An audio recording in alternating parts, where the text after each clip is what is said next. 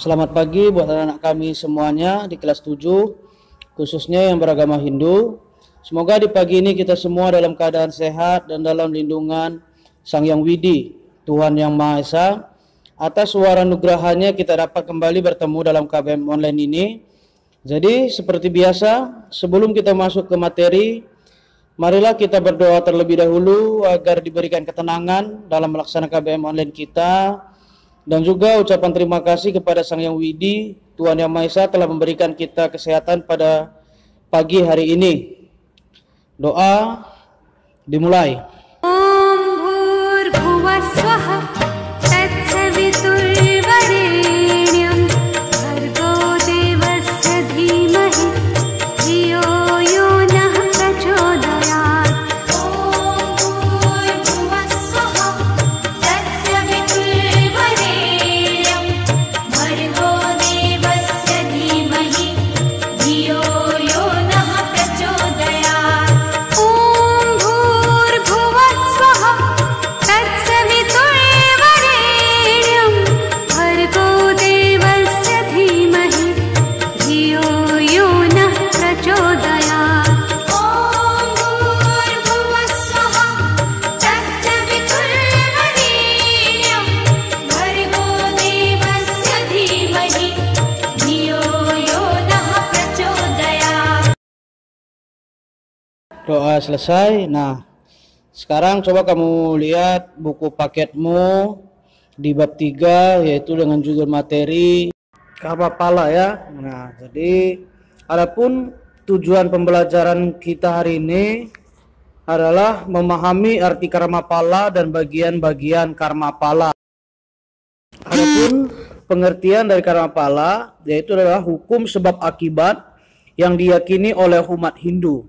Karma pala diambil dari dua akar kata, yaitu karma artinya perbuatan dan pala artinya hasil. Jadi karma pala dapat diartikan hasil dari perbuatan kita atau manusia ya.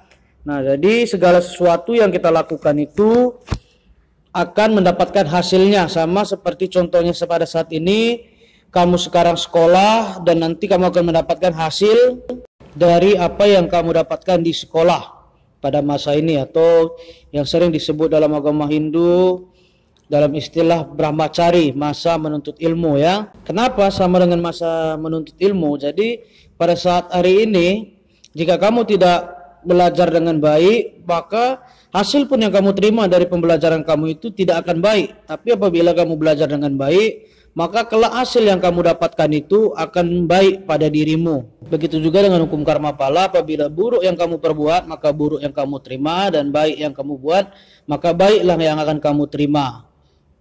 Sekarang kita masuk bagian-bagian karma pala, yaitu yang pertama adalah sancita karma pala, hasil sekarang dari masa lalu, yaitu disebut dengan sancita karma pala. Adapun yang kedua adalah prarabdha karma pala, yaitu hasil sekarang dari perbuatan saat ini. Itulah disebut dengan prarabdha karma pala. Dan yang ketiga ialah kriyamana karma pala, yaitu hasil di masa akan datang dari perbuatan saat ini. Sama seperti contoh yang Bapak berikan tadi atau sebutkan di depan tadi di awal materi kita tadi. Pada saat ini kamu sedang berada di masa sekolah, maka kamu harus dengan serius belajar dan mengikuti semua pelajaran-pelajaran yang kamu dapatkan di sekolah. Maka hasilnya akan kamu dapatkan nanti pada saat kamu melaksanakan ujian sekolah, dan juga akan kamu rasakan hasilnya pada saat kamu setelah dewasa nanti. Itulah yang terjadi pada kriyamana karma pala. Jadi sekarang kamu belajar, maka di masa yang akan datang hasilnya kamu dapatkan. Nah, coba kamu perhatikan video berikut ini ya. Om Swastiastu.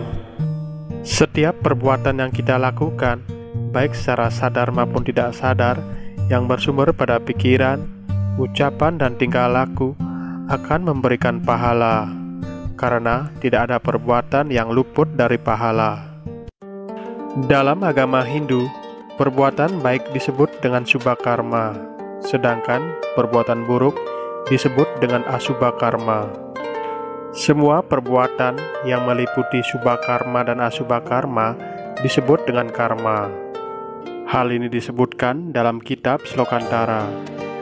Karma pala ngaran ike palaning gawe halehayu. Artinya, karma pala itu adalah akibat atau pala dari baik dan buruknya suatu perbuatan. Dalam 5 dasar keyakinan agama Hindu atau yang disebut dengan Pancasrada, ajaran karma pala merupakan bagian yang ketiga. Kata karma pala berasal dari bahasa Sanskerta, yaitu karma dan pala. Karma artinya perbuatan, sedangkan pala artinya hasil, buah, atau pahala. Jadi, karma pala artinya hasil dari perbuatan seseorang. Setiap perbuatan memiliki pahala masing-masing. Perbuatan dan pahala merupakan hukum sebab akibat yang tidak terhindarkan sehingga disebut dengan hukum karma pala. Jadi, hukum karma pala dapat diartikan hukum sebab akibat yang berlaku untuk alam semesta, binatang, tumbuh-tumbuhan, dan juga manusia. Jika hukum itu ditujukan kepada manusia, maka disebut dengan hukum karma. Sedangkan jika kepada alam semesta, disebut dengan hukum merta. Hukum inilah yang mengatur kelangsungan hidup, gerak, serta perputaran alam semesta. Dalam agama Hindu, hukum karma pala memiliki sifat-sifat sebagai berikut. Yang pertama, bersifat abadi dan pasti. Dalam artian, sudah ada sejak mulai penciptaan alam semesta ini dan tetap berlaku sampai alam semesta ini mengalami pralaya atau kiamat. Yang kedua, bersifat adil sesuai dengan karma. Yang ketiga, bersifat universal atau berlaku untuk semua makhluk di alam semesta ini. Dalam keyakinan agama Hindu, ada 3 jenis karma pala. Yang pertama, Sancita karma pala. Yang kedua, Prarabdha karma pala. Dan yang ketiga, Kriyamana karma pala. Pengertian Sancita karma pala.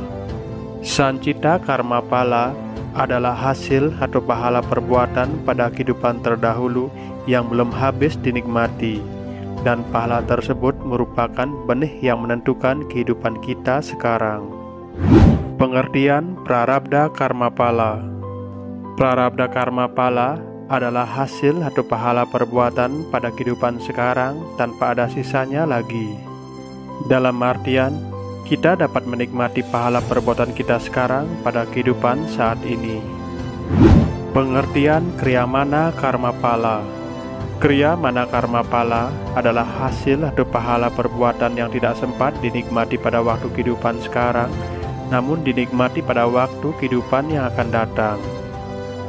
Jadi dapat disimpulkan, karma pala mengajarkan setiap perbuatan memiliki pahala masing-masing yang akan dinikmati di kehidupan sekarang maupun di kehidupan yang akan datang.